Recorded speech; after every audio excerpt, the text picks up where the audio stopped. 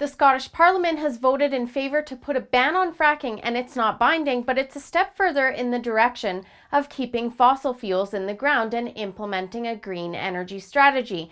Of course, the argument centers around the whole world is ending climate change fear-mongering that often includes a lot of platitudes and little in the way of facts. Of course, there's the usual banter being spouted about science being settled, which it's not, since there's still an ongoing debate between scientists as to how much impact humans are actually having on the environment. But what they seem to fail to realize is that these studies have been done, and the results show that the benefits of fracking outweigh the risks. There's a common misconception that fracking is a new technology, but it's not. It's been being used safely and effectively for decades. The actual newer technology is horizontal drilling, in which more fractures are induced along the wellbore. But the same general processes are being used that have been used for decades.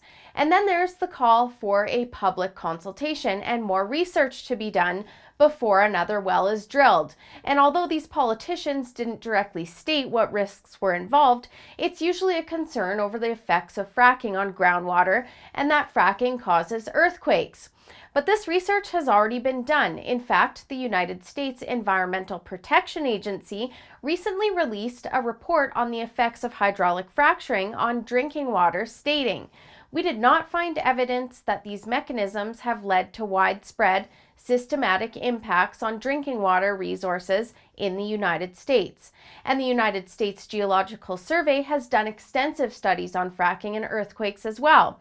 They found that human-induced earthquakes are not caused by the fracking procedure itself, but by the disposal of wastewater that creates pressure under the surface, causing fractures, which in turn cause slight tremors. But it's also important to note that the majority of these events measure at magnitudes between 2 and 3, so they're not major events. The argument to ban fracking and fossil fuels isn't a logical one based on what research is available, and green energy sources require fossil fuels as a backup. We all know that the green advocates would like us to believe that the science is settled and that green energy is viable, but we only need to look to Germany to see that their coal consumption has increased, and so have greenhouse gas emissions as a result. But the advocates of green energy continue to choose to ignore the facts and stick to their narratives, all in the name of something that has yet to be proven. For the Rebel.media, I'm Holly Nicholas. Thanks for watching. Click here to never miss a Rebel update. Want even more of the Rebel? Well, click here to become a premium member.